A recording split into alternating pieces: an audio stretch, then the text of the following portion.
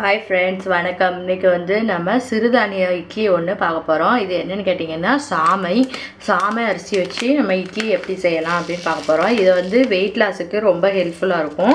நம்ம weight loss இருக்கும்போது இதில் வந்து சாமை வரகு இதில் வந்து இட்லி செஞ்சு சாப்பிட்டோம்னா அது வந்து ரொம்ப வந்து நம்மளுக்கு வெயிட் லாஸ் பண்ணுறதுக்கு ரொம்ப ஹெல்ப்ஃபுல்லாக இருக்கும். அது மாதிரி குழந்தைங்கள்லேருந்து பெரியவங்க வரைக்கும் எல்லாருமே சாப்பிட்லாம். அவங்களுக்கு வந்து ஹெல்த் வந்து ரொம்ப நல்லாயிருக்கும். இப்போ அதுக்கு தேவையான பொருட்களையும் அது எவ்வளோ மெஷர்மெண்ட் போடணும் அப்படிங்கிறதையும் பற்றி இப்போ பார்த்துடலாம். நான் வந்து முழு உளுந்து வந்து இந்த கப்புக்கு ஒரு அரை கப் எடுத்திருக்கேன். அரை கப் அளவுக்கு, அரை டம்ளர் அளவுக்கு முழு உளுந்து. இதுக்கு வந்து 2 டம்ளர் அளவுக்கு நான் சாமை அரிசி எடுத்துக்க போகிறேன். இது வந்து வெறுமனையாக இதை மட்டும் போட்டு நம்ம இன்றைக்கி இட்லி பண்ண போகிறோம்.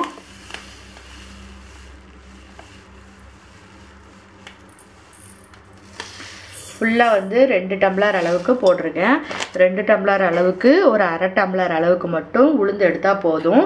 அதுக்கப்புறம் பார்த்திங்கன்னா வெந்தயம் வந்து ஒரு டேபிள் ஸ்பூன் அளவுக்கு நான் இதோட அரிசியோடையே சேர்த்து போட்டுடுறேன். இப்போ இதை தண்ணியை ஊற்றி ஊற வச்சிடலாம்.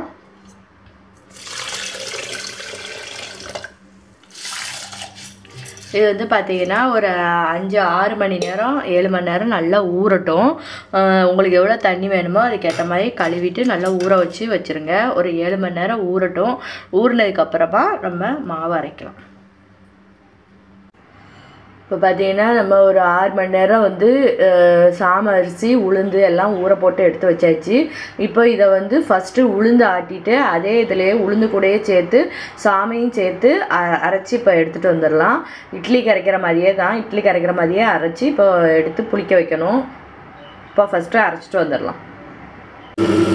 ஃபஸ்ட்டு வந்து நம்ம உளுந்து போட்டிருக்கோம், உளுந்து அரையட்டும். அதுக்கப்புறமா இது கூடயே சேர்த்து நம்ம சாமையும் சேர்த்து அரைச்சிக்க போகிறோம்.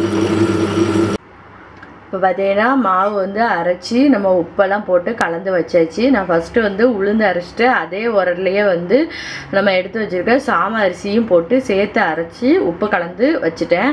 இப்போ ஒரு 4-5 மணி நேரம் ஊறட்டும். புளிச்சதுக்கப்புறமா நம்ம இட்லி சுடலாம். இப்போ பார்த்திங்கன்னா நம்மளுக்கு மாவு வந்து நல்லா புளிச்சிடுச்சு. இப்போ இதை நல்லா கலக்கிக்கலாம். இப்போ நம்ம இதில் துணியில் மாவு ஊற்றிடலாம், இட்லி ஊற்றிடலாம்.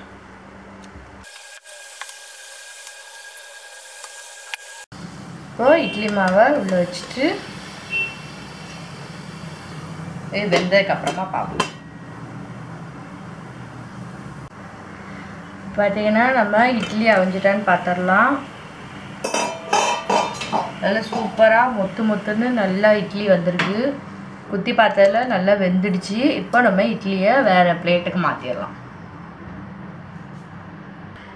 இப்போ பார்த்தீங்கன்னா நம்மளுக்கு சாமை இட்லி வந்து ரெடி ஆகிடுச்சு. சூப்பராக வந்து மொத்துன்னு இருக்குது. பிட்டாலும் உங்களுக்கு நல்லா சாஃப்டாக இருக்குது இட்லி. கலர் மட்டும் கொஞ்சம் லைட்டாக வந்து ஒரு எல்லோ கலரில் தான் இருக்கும். ஏன்னா சாமை கலர் அது மாதிரி தான் இருக்கும். அதனால் அது மாதிரியே இருக்குது இட்லியும். இதை வந்து இட்லி சாம்பாரோடு சேர்த்து சாப்பிடும்போது சூப்பராக இருக்கும். நீங்களும் இதை வந்து உங்கள் வீட்டில் ட்ரை பண்ணி பாருங்கள். உங்களுக்கு பிடிச்சிருந்துச்சுன்னா லைக், கமெண்ட், ஷேர், சப்ஸ்கிரைப் பண்ணுங்கள். தேங்க்யூ.